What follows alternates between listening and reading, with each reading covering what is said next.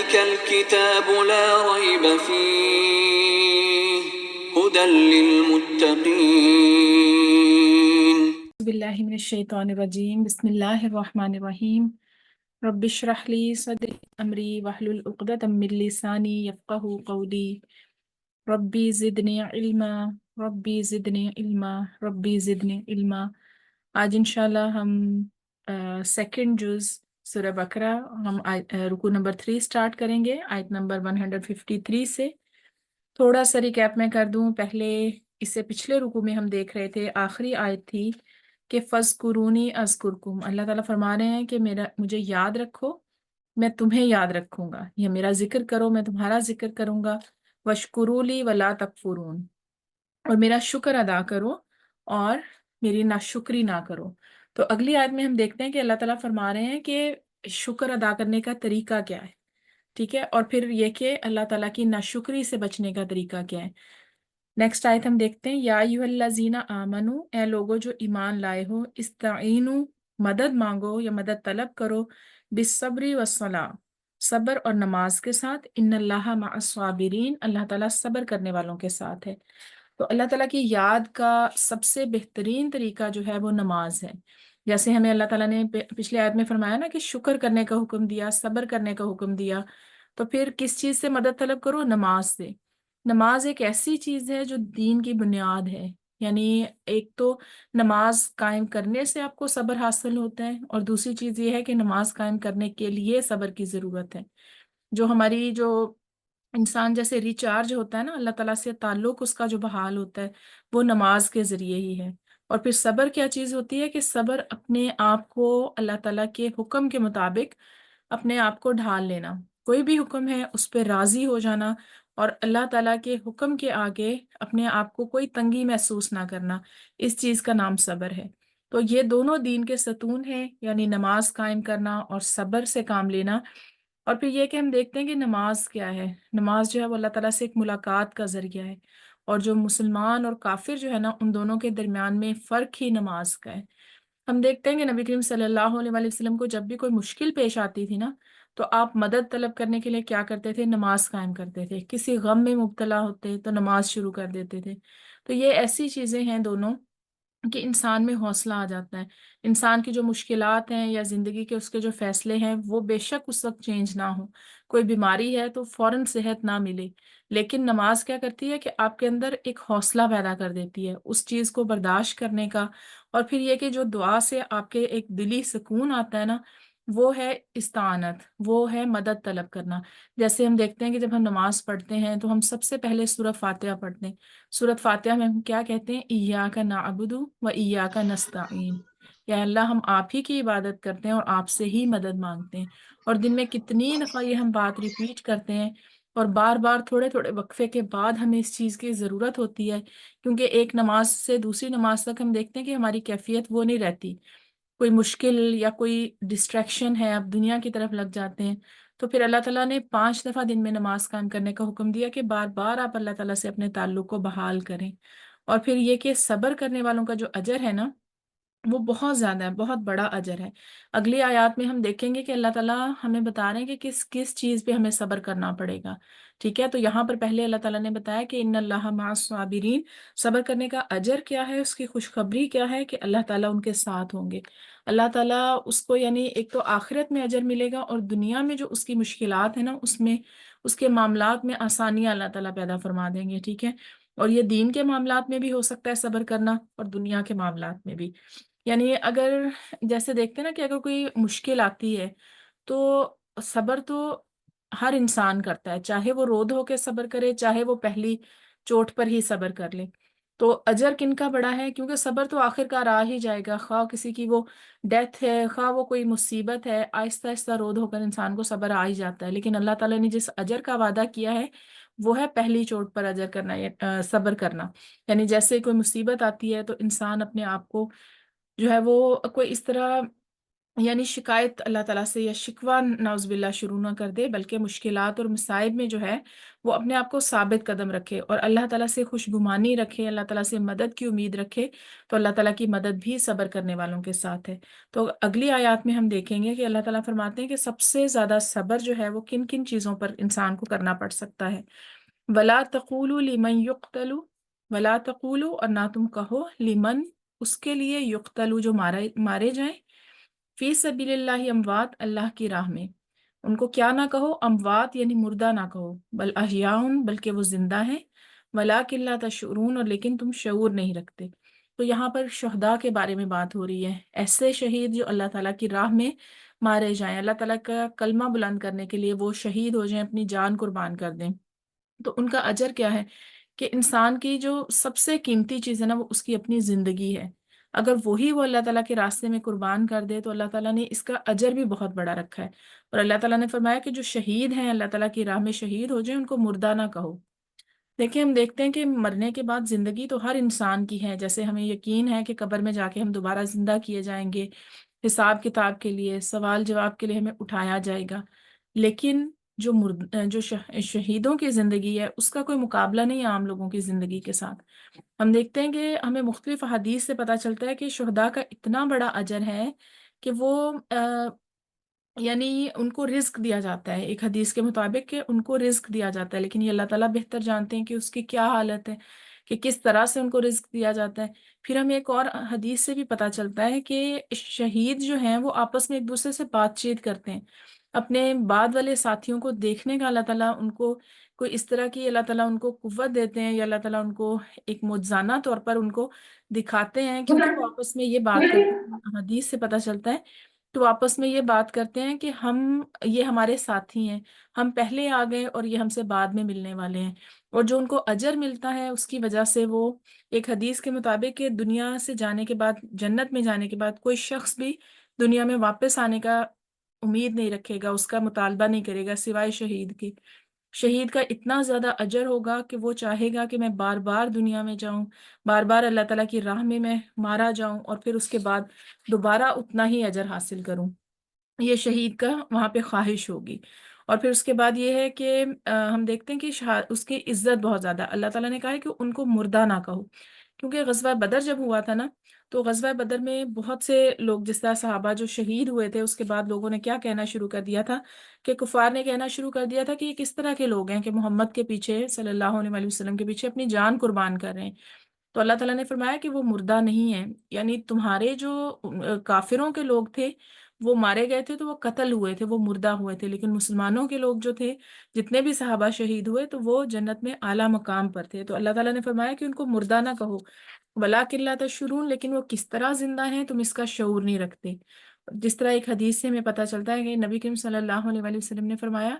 کہ شہیدوں کی روحیں جو ہے نا وہ سبز پرندوں کے اندر ڈالی گئی ہیں، اور وہ جو سبز پرندے ہیں وہ جنت میں ادھر ادھر اڑتے پھرتے ہیں، اور پھر یہ کہ عرش کے نیچے لٹکی ہوئی قندیلیں جیسے وہ ہوتے ہیں نا لیمپ، اس طرح اس میں جا کر ٹھہر جاتی ہیں۔ تو پھر اللہ تعالیٰ پوچھتے ہیں کہ اب تم کیا چاہتی ہو؟ تو وہ کہتے ہیں کہ اللہ تعالیٰ آپ نے تو ہمیں سب کچھ دے دیا، اب ہمیں کس چیز کی ضرورت ہوگی؟ تو پھر وہ دیکھتے ہیں کہ اب جب ہمیں کوئی جواب دینا ہی پڑے گا، تو وہ کہتے ہیں کہ آپ ہمیں دنیا میں دوبارہ بھیجیں، ہم پھر جنگ کریں، پھر شہید ہوں، اور پھر دوبارہ ہم اتنا ہی اجر پائیں۔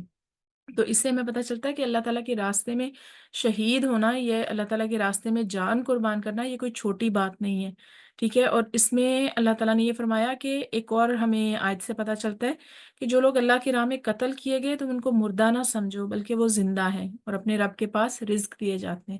لیکن ایک چیز ہمیں بہت زیادہ اس کو کلیئر کرنے کی ضرورت ہے کہ آج کل شہادت جس طرح ہے، کوئی بھی کسی بھی کوئی سیاسی موومنٹ میں مارا گیا تو یہ شہید ہو گیا، جس کا دل چاہتا ہے وہ اپنے طرف سے، مطلب اپنے جو لوگ ہیں مارے جاتے ہیں ان کو شہید کہتے ہیں، لیکن اللہ کے نبی نے فرمایا کہ شہید صرف وہ ہے کہ جو اللہ کا کلمہ بلند کرنے کے لیے اللہ کی راہ میں شہید ہو۔ ہر مارا جانے والا شہید نہیں ہے، چاہے اس کی لڑائی کا کوئی بھی مقصد ہے، اگر وہ دنیا کے لیے لڑائی کرتا ہے تو وہ دنیا کے لیے ہی مارا گیا۔ شہید صرف وہ کہلائے گا کہ جو اللہ تعالیٰ کے راستے میں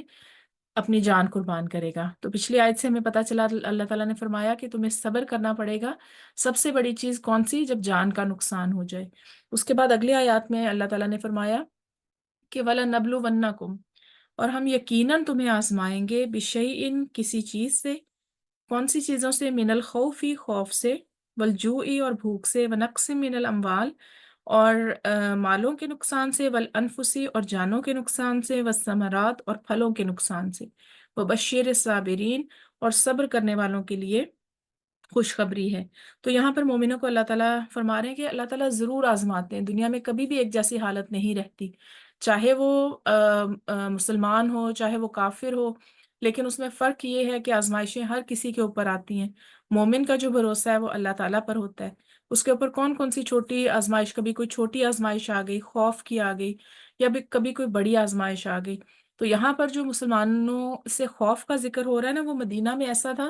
کہ جب نئی نئی اسلامی ریاست قائم ہوئی تھی تو وہاں پر حملوں کا ہر وقت خوف رہتا تھا۔ تو اللہ تعالیٰ کی طرف سے یہ آزمائش تھی مومنوں کے لیے۔ جیسے ایک دفعہ نبی کریم صلی اللہ علیہ وآلہ وسلم نے فرمایا کہ جنگ احزاب سے پہلے نا چھوٹے چھوٹے لشکر جو تھے وہ یعنی ادھر ادھر گشت کرتے تھے تاکہ وہ نبی کریم صلی اللہ علیہ وسلم پر یا مسلمانوں پر حملہ کریں۔ تو آپ صلی اللہ علیہ وآلہ وسلم نے فرمایا کہ کاش آج رات کو میرا پہرا دے سکے تاکہ میں سو سکوں، یعنی اتنا خوف ہوتا تھا مدینہ میں کہ ابھی کوئی حملہ نہ کر دے۔ والجوئی اور بھوک سے، یعنی بھوک جیسے ہم دیکھتے ہیں کہ مدینہ میں کئی دفعہ ایسا ہوا کہ قحط اتنا زیادہ پھیل گیا کہ کھانے کے لیے کچھ نہیں ملتا تھا۔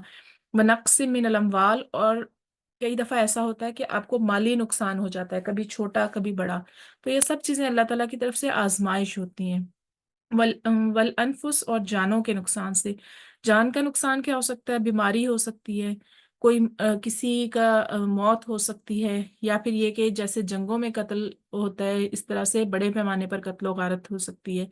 تو یہ سب چیزیں اللہ تعالیٰ کی طرف سے آزمائش ہیں، اور جو ثمرات یہاں پر کہا گیا یہ پھل بھی ہو سکتے ہیں اور انسان کی اولاد بھی ہو سکتی ہے، کہ اس کی طرف سے بھی آزمائش ہو سکتی ہے۔ لیکن یہ کہ اللہ تعالیٰ نے فرمایا کہ صبر کرنے والوں کے لیے خوشخبری ہے۔ تو اللہ تعالیٰ یعنی فرماتے ہیں کہ اگر میں انسان سے کوئی چیز اس کی لے لوں، کوئی چیز جو اس کی ملکیت ہے، یعنی جس کو وہ اپنی ملکیت سمجھتا ہے، ملکیت اس طرح ہوتی ہے نا کہ جیسے ہم سمجھتے ہیں کہ یہ چیز میں جیسے ہم کہتے ہیں کہ میرا گھر، میرے بچے، یا میرا ہاتھ، میرا جسم، میرا سر، ہم ہر چیز کو یعنی یہ کہتے ہیں کہ یہ میری چیز ہے، حالانکہ وہ اس وقت ہماری ملکیت میں ہے لیکن وہ دی ہوئی کسی اور کی ہے، اور وہ جب چاہے اس کو واپس لے سکتا ہے۔ تو اللہ تعالیٰ فرماتے ہیں کہ یہ جو چیزیں ہیں، خوف ہو گیا، بھوک ہو گئی، یا جان یا مال کا نقصان ہے، یہ سب تمہاری آزمائش ہے۔ اور جو اس میں ثابت قدم رہے گا، اللہ تعالیٰ سے اچھی امید رکھے گا، تو اللہ تعالیٰ کے پاس اس کے لیے بہت بڑی خوشخبری ہے، یعنی اس دنیا میں بھی اور اچھے انجام کی آخرت میں بھی خوشخبری ہے۔ اللہ تعالیٰ یعنی اس کے ساتھ ہے، ہر معاملے میں اس کے ساتھ ہے اللہ تعالیٰ۔ اور اسی طرح یہ ہے کہ دنیا میں بھی صبر جو ہے وہ عزت اور شرف کا ذریعہ ہے۔ تو مومنوں کے لیے کیا ہے کہ وہ استغفار کریں کوئی بھی ایسی آزمائش آئے، اور پھر یہ کہ ایک کامن، جیسے ہم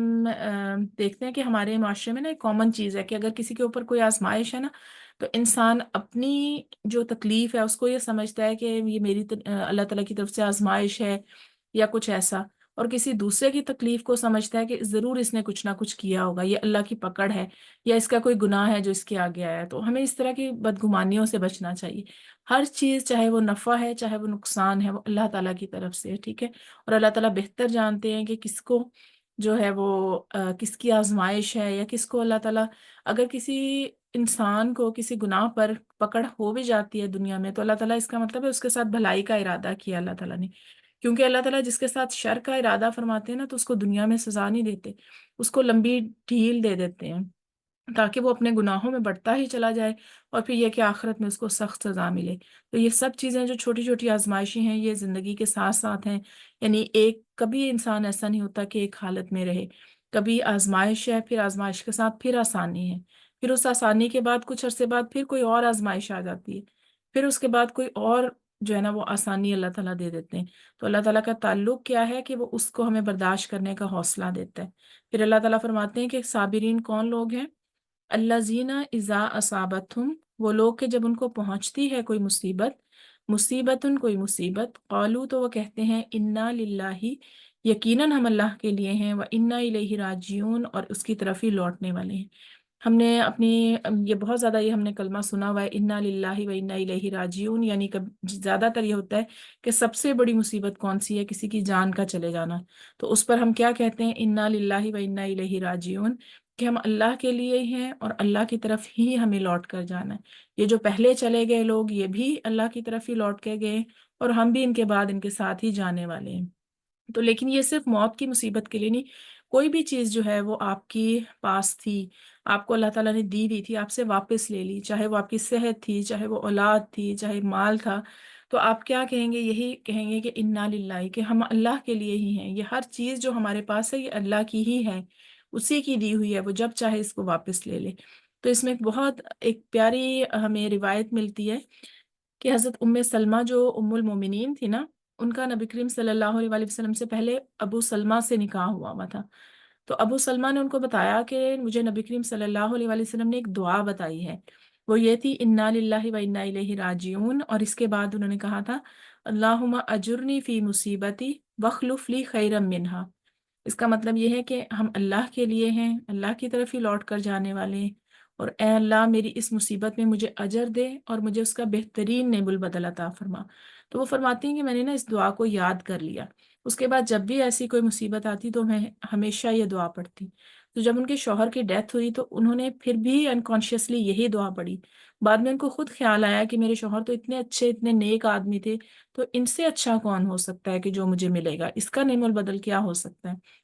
اور بعد میں یہ اس طرح سے صحیح ثابت ہوا کہ نبی کریم صلی اللہ علیہ وآلہ وسلم ان کے پاس تشریف لائے، خود نکاح کا اظہار کیا، نکاح کی خواہش کا اظہار کیا۔ تو انہوں نے کہا کہ میرے تو چھوٹے چھوٹے بچے ہیں اور میں عمر بھی میری زیادہ ہو گئی ہے، تو انہوں نے آپ صلی اللہ علیہ وسلم نے فرمایا کہ کوئی بات نہیں، تمہارے بچے جو ہیں وہ میرے بچے ہیں۔ تو اس سے ہمیں پتہ چلتا ہے کہ آپ صلی اللہ علیہ وسلم کی بہت سی شادیوں کا مقصد جو تھا وہ بیواؤں کو سہارا دینا بھی تھا۔ تو یعنی میں اس دعا کا آپ کو بتا رہی ہوں کہ یہ کوئی بھی دعا کی بھی رائے گاہ نہیں جاتی، اتنی مصیبت میں انہوں نے یہ دعا مانگی کہ اللہ تعالیٰ مجھے اس سے بہتر عطا فرما، اور اللہ تعالیٰ نے عطا فرما دیا۔ اور یہ ہمیں صرف یاد رکھنے کی ضرورت ہے، جیسے میں نے پہلے بھی بتایا کہ اگر کوئی خدا نخواستہ کوئی ڈیتھ ہو جاتی ہے یا کوئی مصیبت آتی ہے نا، تو ہمیں اس وقت فوراً جو ہے نا فوراً یاد نہیں آتی، بعد میں بے شک ہم مانگ لیں، لیکن جو اصل اجر ہے وہ اسی چیز کا ہے کہ جب ہم فوراً یہ دعا پڑھیں۔ جیسے اگر کوئی خدا نخواستہ کوئی ڈیتھ ہو جاتی ہے تو اس پہ رونا منع نہیں ہے، لیکن جو نبی کریم صلی اللہ علیہ وسلم نے فرمایا کہ جیسے گریبان پھاڑنا یا بہت زیادہ زور زور سے رونا، تو اس پہ بہت زیادہ نا ناپسندیدگی کا اظہار کیا گیا کہ ایسا نہیں کرنا چاہیے۔ پھر آگے اللہ تعالیٰ فرماتے ہیں کہ اولئک علیہم صلوات، یہی لوگ ہیں، ان کا اجر کیا ہے؟ ان کے اوپر ان کے رب کی طرف سے مہربانیاں ہیں، ورحمت اور رحمت ہے، واولئک هم المہتدون، اور یہی لوگ جو ہیں وہ یہی لوگ ہدایت پانے والے ہیں۔ تو پھر صبر کرنے والوں کے پر اللہ تعالیٰ کی طرف سے برکتیں، رحمت اور مغفرت آتی ہے۔ تو اس سے مطلب یہ ہے کہ اللہ تعالیٰ کی مغفرت ہے ان کے ساتھ۔ ہم دیکھتے ہیں کہ یعنی اس دنیا میں بھی اس کا اجر ہے، کیونکہ صبر کرنا مشکل ہے، لیکن یہ کہ اس کے بعد جو اللہ تعالیٰ دل میں سکون اتارتے ہیں، اس کا نعم البدل جو دیتے ہیں اس دنیا میں بھی اور جو آخرت میں دیں گے، وہ بہت بڑی چیز ہے۔ جیسے نبی کریم صلی اللہ علیہ وآلہ وسلم نے فرمایا کہ اگر مومن کو ایک کانٹا بھی چبھتا ہے نا، اس کو کوئی بھی تکلیف آتی ہے تو اس پر بھی اجر ہے، اللہ تعالیٰ اس پر بھی اس کے گناہ معاف کرتے ہیں۔ تو یہ ہم صبر اسی وقت کر سکتے ہیں جب ہمیں ان ریوارڈز کا پتہ ہوگا کہ ہم یہ صبر کر رہے ہیں اللہ تعالیٰ کے لیے، میں نے اپنی زبان کو روکا شکوہ کرنے سے، میں نے اپنی آپ کو روکا مطلب ایسے کسی عمل سے جو سنت سے ثابت نہیں ہے۔ اور پھر جیسے نبی کریم صلی اللہ علیہ وآلہ وسلم کی جب بیٹے کی ڈیتھ ہوئی تھی نا، حضرت ابراہیم کی، بہت چھوٹے سے تھے وہ، ان کی جب ڈیتھ ہوئی نا تو آپ صلی اللہ علیہ وآلہ وسلم کی آنکھوں میں آنسو آ رہے تھے، لیکن آپ نے فرمایا کہ ہم زبان سے وہی کہیں گے جو اللہ کو پسند ہے۔ یعنی ہم ان کی جدائی میں آپ رو تو رہے تھے لیکن رونا منع نہیں ہے، لیکن یہ کہ زبان سے ایسا کوئی کلمہ نہیں نکالنا چاہیے جس سے آپ کو اس چیز کا اظہار ہو کہ اللہ کے فیصلے میں آپ خدا نخواستہ کوئی شک ہے، یا کوئی آپ کسی قسم کی تنگی محسوس کریں یا اللہ سے کوئی شکوہ کر رہے ہیں۔ تو انسان کا تو یہ مقام ہی نہیں ہے کہ کسی حالت میں بھی اللہ تعالیٰ سے شکوہ کرے۔ اور پھر یہ کہ جیسے نبی کریم صلی اللہ علیہ وآلہ وسلم نے فرمایا کہ جب بندہ اللہ تعالیٰ اپنے بندے کے ساتھ خیر کا ارادہ کرتے ہیں تو اسے دنیا میں ہی سزا دے دیتے ہیں، اور جسے شر کا ارادہ کرتے ہیں اس کے گناہوں کی سزا کو روک کے رکھتے ہیں۔ جیسے میں نے پہلے بھی بتایا کہ قیامت کے دن پھر اسے زیادہ سزا ملتی ہے، کیونکہ اگر دنیا میں آپ کو تھوڑا سا کوئی پکڑ آتی ہے نا یا کوئی آزمائش آتی ہے تو آپ اللہ کی طرف زیادہ قریب ہو جاتے ہیں، آپ اللہ کی طرف لوٹنے والے ہو جاتے ہیں۔ تو یہ کیا ہوگی؟ آزمائش کے اندر ایک رحمت چھپی ہوئی تھی آپ کے لیے، کیونکہ اس نے آپ کو اللہ تعالیٰ سے قریب کر دیا اور آپ کو ہدایت کے راستے پر ڈال دیا۔ وَأُولَٰئِکَ هُمُ الْمُهْتَدُونَ، اور یہی لوگ جو ہیں وہ ہدایت پانے والے ہیں، کیونکہ انہوں نے ہدایت سے مراد کیا ہے کہ انہوں نے صبر کر کے جنت اور جو ثواب انہوں نے پا لیا وہ ان کے لیے بہت بڑی چیز ہے۔ اور آگے پھر یہ ہے کہ اللہ تعالیٰ آگے بھی ان کو عمل صالح کی توفیق دیتے ہیں۔ آگے ہم دیکھتے ہیں اگلی آیت میں اللہ تعالیٰ فرماتے ہیں ان الصفا والمروۃ من شعائر اللہ، یقیناً صفا اور مروہ اللہ تعالیٰ کے شاعر میں سے ہیں یا اللہ تعالیٰ کی نشانیوں میں سے ہیں۔ فمن حج البیت او اعتمرا، تو جو کوئی بیت اللہ کا حج کرے یا عمرہ کرے، فلا جناح علیہ، تو اس پر کوئی گناہ نہیں ہے، ان یطوف بہما، کہ وہ ان دونوں کا طواف کرے۔ ومن تطوع خیرا، اور جو ومن تطوع، اور جو کوئی نیکی کرے، خوشی سے نیکی کرے، فإن اللہ شاکر علیم، تو اللہ تعالیٰ بہت قدردان، سب کچھ جاننے والا ہے۔ تو یہاں پر جیسے ہم پچھلے جز میں بھی پڑھ رہے تھے حج کے بارے میں، اور جو اس کے شاعر تھے صفا اور مروہ کے درمیان میں، ہم جانتے ہیں کہ سعی کیوں کی جاتی ہے، حضرت حاجرہ علیہ السلام کی یاد میں کی جاتی ہے کہ جیسے انہوں نے پانی کی تلاش میں دونوں پہاڑیوں کے چکر لگائے تھے۔ تو یہ دونوں اللہ تعالیٰ کی نشانیاں ہیں، اور اللہ تعالیٰ کی نشانیاں ہیں مطلب ان کو ان کی تعظیم کی جانی چاہیے۔ کچھ ایسی چیزیں ہیں کہ جن کو اللہ تعالیٰ اپنے سے منسوب کرتے ہیں، جیسے بیت اللہ ہے اللہ کا گھر، پھر حضرت نوح علیہ قوم سمود کی طرف جو اونٹنی بھیجی گئی تھی حضرت صالح علیہ السلام کی قوم کی طرف، تو اللہ تعالیٰ فرماتے ہیں اللہ کی اونٹنی، اور پھر یہ کہ ناقۃ اللہ، اسے کہا گیا اللہ کی اونٹنی، پھر اللہ کا گھر، پھر اللہ کی کتاب۔ یہ چیزیں جو ہے نا جن کو ڈائریکٹ اللہ نے اپنے طرف منسوب کیا، یہ شاعر اللہ کہلاتی ہیں۔ شاعر کی تعظیم جو ہے وہ ہر انسان کو، ہر مسلمان پر کرنا واجب ہے۔ تو اللہ تعالیٰ فرماتے ہیں کہ یہ عبادت کی جگہ ہے، جو بھی کوئی حج کرے گا یا عمرہ کرے گا تو اس کا حج یا عمرہ کمپلیٹ نہیں ہوگا جب تک کہ وہ صفا اور مروہ کی سعی نہیں کرے گا۔ تو فلا جناح علیہ، تو اس پر کوئی گناہ نہیں ہے، وہ اس وجہ سے کہ مشرکین جو تھے نا، وہ اسلام کے آنے سے پہلے انہوں نے بت رکھے ہوئے تھے صفا اور مروہ پر، ایک نائلہ اور ایک اصاف نامی بت انہوں نے رکھے ہوئے تھے، اور وہ کیا کرتے تھے کہ وہ اس کے ارد گرد چکر لگاتے تھے۔ تو مسلمانوں کو یہ لگا کہ اسلام آنے کے بعد کہ ہم تو ان کی پیروی نہیں کریں گے، تو انہوں نے صحیح کرنا جو تھا وہ ترک کر دیا۔ لیکن اللہ تعالیٰ نے پھر یہ آیت نازل کی کہ صفا اور مروہ جو ہیں وہ اللہ تعالیٰ کے شاعر ہیں، اور ہم اگر جو صحیح کریں گے تو ہم وہ حضرت حاجرہ علیہ السلام کی یاد میں کریں گے، حضرت ابراہیم کی سنت کی پیروی کرتے ہوئے کریں گے۔ تو اس وجہ سے اس کی صحیح کو منع نہیں کیا گیا، بلکہ کہا کہ حج اور عمرہ میں کوئی گناہ نہیں ہے جو بھی صحیح کرے گا۔ پھر نبی کریم صلی اللہ علیہ وآلہ وسلم نے فرمایا کہ صحیح جو ہے وہ فرض کر دی گئی ہے، اور پھر یہ کہ صفا سے شروع کر کے اور مروہ تک 7 چکر لگائے جاتے ہیں۔ ومن تطوع خیرن، اور جو کوئی خوشی سے نیکی کرے گا، تو یہاں پر نیکی کیا ہے؟ صحیح کرنا، یعنی جو شوق سے کرے گا، اور پھر اللہ تعالیٰ تو دلوں کو جانتے ہیں، ٹھیک ہے؟ تو اللہ تعالیٰ جتنی زیادہ کوئی اطاعت کرے گا اتنا ہی زیادہ اس کا اجر ہوگا۔ عمل ایک ہی ہوتا ہے، لیکن یہ کہ آپ کی نیت، آپ کا ارادہ، آپ کا شوق اس کے ثواب میں فرق ڈال دیتا ہے۔ جیسے فإن اللہ شاکر علیم، شاکر کہتے ہیں قدردان، یعنی اللہ تعالیٰ اتنا قدردان ہے کہ وہ چھوٹے سے عمل کا بہت بڑا اجر دینے والا ہے۔ یعنی ہم جو ہیں وہ اپنی نیکیوں کی وجہ سے نہیں اللہ تعالیٰ کی کوئی قربت حاصل کریں گے، یا پھر یہ کہ ہم نیکیوں کی وجہ سے کوئی بھی انسان اپنی جنت میں نہیں جائے گا۔ اللہ تعالیٰ قدردان ہے، اللہ تعالیٰ چھوٹے سے چھوٹے عمل کو بھی قبول کر لیتے ہیں اگر وہ اخلاص سے کیا گیا ہو، ٹھیک ہے؟ اور پھر اللہ تعالیٰ کی یعنی اطاعت جب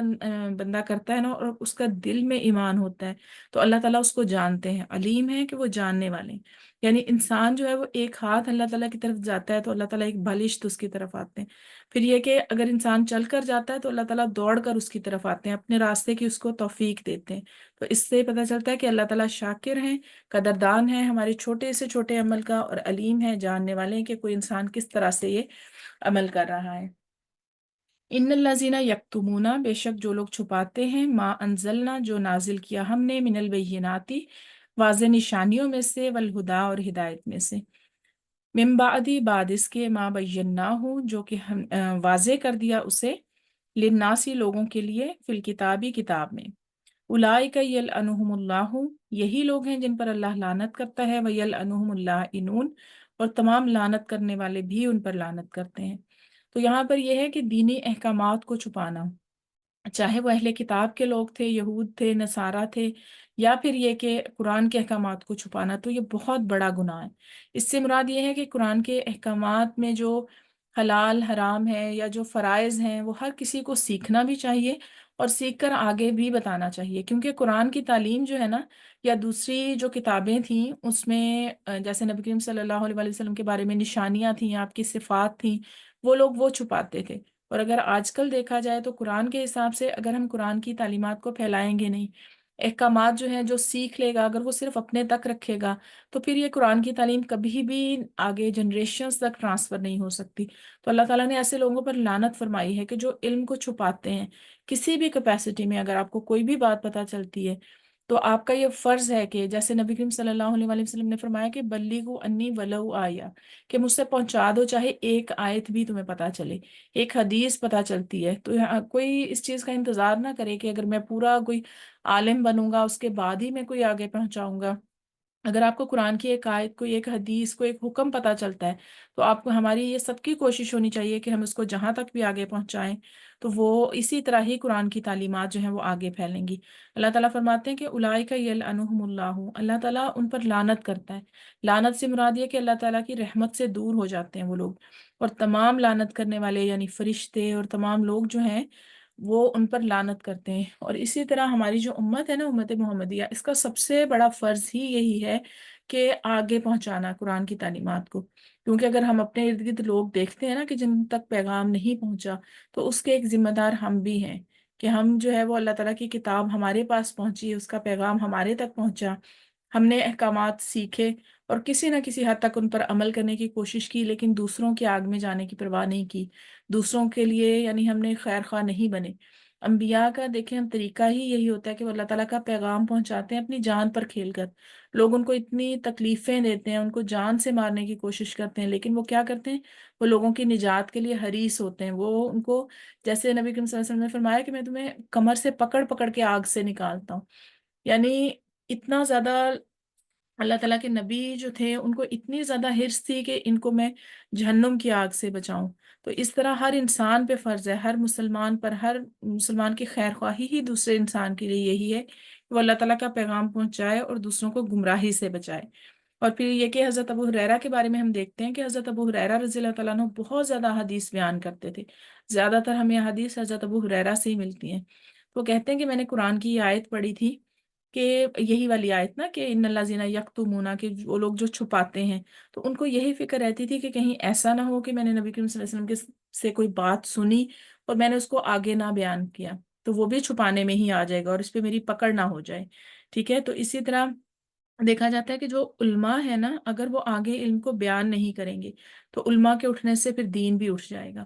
کیونکہ بک فارم میں بھی ضروری ہے، لیکن اس کو آگے پہنچانا، تبلیغ کرنا جو ہے نا اس کی، وہ بہت زیادہ ضروری ہے۔ کیونکہ اگر تعلیمات آگے نہیں پہنچائی جائیں گی تو تعلیمات جو ہیں وہ چھپ جائیں گی، اور پھر یہ کہ آہستہ آہستہ دین کا علم حاصل کرنے والے لوگ بہت کم ہو جائیں گے۔ جیسے ہم دیکھتے ہیں کہ پچھلے زمانے کی نسبت ابھی جو ہے وہ دین کا علم بہت سمٹ گیا ہے، بہت کم،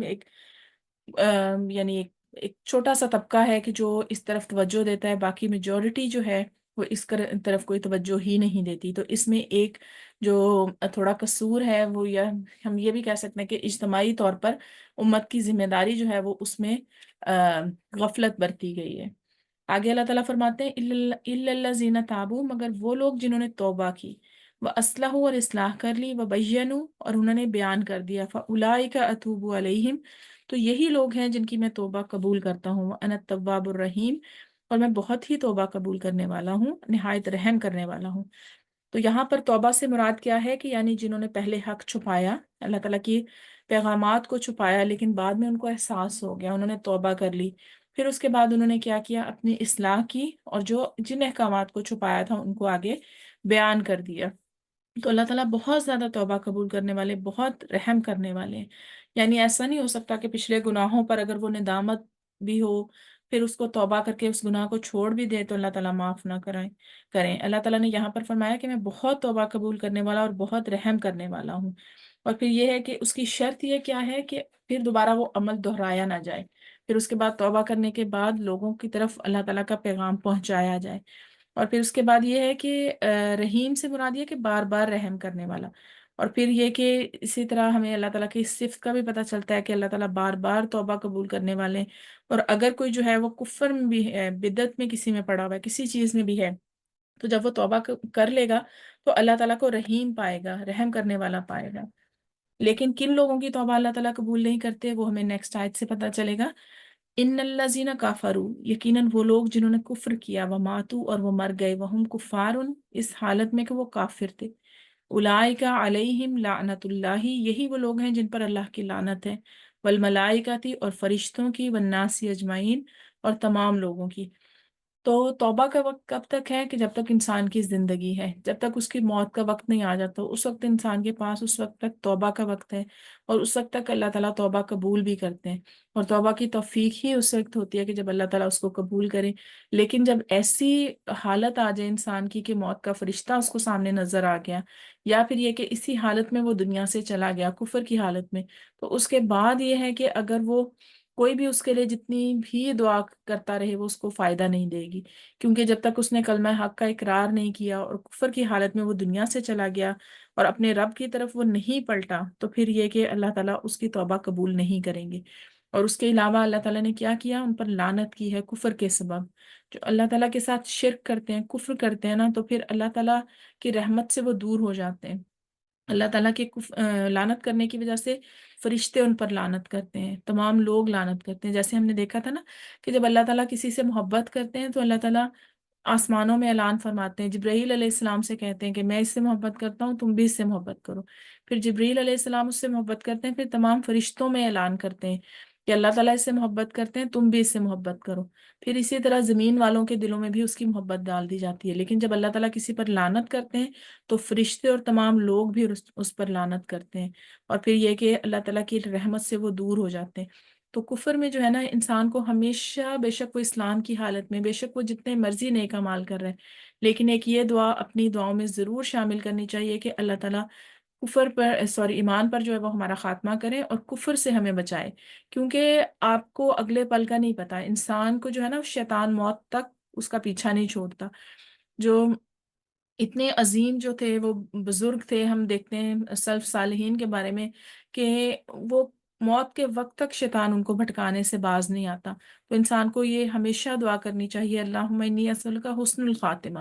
کیونکہ زندگی میں جو بھی کوئی آپ سے گناہ ہو گئے، ہم سے گناہ ہو گئے، لیکن یہ کہ اگر ہمیں توبہ کی توفیق ہو جاتی ہے تو انشاءاللہ اللہ تعالیٰ وہ تمام گناہ معاف کرنے پر قادر ہے۔ لیکن یہ کہ جس کا خاتمہ کفر پر ہوا، تو پھر یہ کہ وہ جتنے مرضی نیک اعمال دنیا میں کرتا رہا لیکن اس کا آخرت میں اس کو کوئی اجر نہیں ملے گا۔ اور پھر اللہ تعالیٰ فرماتے ہیں خالدین فیہا، وہ اس چیز میں یعنی اس عذاب میں، اس لعنت میں ہمیشہ رہیں گے۔ لا یخفف عنہم العذاب، ان سے عذاب ہلکا نہیں کیا جائے گا، ولا ہم ینظرون، اور نہ ہی ان کو مہلت دی جائے گی۔ تو یعنی ان کا انجام کیا ہے کافروں کا؟ کہ ان پر اللہ تعالیٰ کا حکم جو تھا جب واضح ہو گیا دنیا میں، انہوں نے اس کے اوپر کوئی توجہ نہیں دی، کفر کی حالت میں ہی دنیا سے گئے، تو وہ ہمیشہ ہمیشہ کے لیے جہنم میں جائیں گے، اور وہاں پر نہ ان سے عذاب ہلکا کیا جائے گا اور نہ ہی ان کو مہلت دی جائے گی۔ مہلت سے مراد یہ ہے کہ مہلت جیسے ان کو دنیا میں اللہ تعالیٰ نے مہلت دی تھی نا، ہم سب کو اللہ تعالیٰ نے اپنی آخری سانس تک مہلت دی ہوئی ہے نیک اعمال کی، توبہ کی، لیکن جیسے انسان کی زندگی ختم ہوتی ہے نا، اس کی مہلت کا وقت بھی ختم ہو جاتا ہے۔ تو قیامت کے بعد اس کو یا جہنم میں کوئی مہلت نہیں دی جائے گی، اس کا مطلب یہ ہے کہ عذاب بالکل کچھ دیر کے لیے بھی اس کا ہلکا نہیں کیا جائے گا، روکا نہیں جائے گا، مسلسل عذاب میں ہوں گے یہ لوگ۔ خالدین فیہا یعنی اس میں ہمیشہ رہنے والے ہیں۔ تو یہاں پر اللہ تعالیٰ نے پہلے ہمیں جو اگر ہم رکوع میں دیکھیں تو سب سے پہلے ایمان والوں کی خصوصیات بیان کی گئی ہیں، صبر کرنے والے ہیں، ٹھیک ہے، اور پھر جب مشکلات آتی ہیں تو وہ کیا، انا للہ و انا الیہ راجعون پڑھتے ہیں، اللہ تعالیٰ سے اچھی امید رکھتے ہیں اور ان کا انجام بھی اچھا ہے۔ لیکن پھر آگے ان لوگوں کا نہیں کہ جنہوں نے دنیا میں کفر کیا اور اسی حالت میں دنیا سے چلے گئے، تو اللہ تعالیٰ کی لعنت ہے، فرشتوں کی لعنت ہے، اور ان پر تمام لوگوں کی لعنت ہے۔ تو اس وجہ سے انسان کو یہ آیتیں دیکھیں کھول کھول کر اللہ تعالیٰ نے بیان کی ہیں کہ اگر کوئی کفر میں ہے تو اگر اس کا دل تھوڑا سا بھی قلب سلیم ہو، اس کا دل غور و فکر کرنے والا ہو، تو وہ ان ورڈز کو سن کر ہی جو ہے نا وہ انسان کانپ جاتا ہے کہ جو جیسا انجام ہوگا نا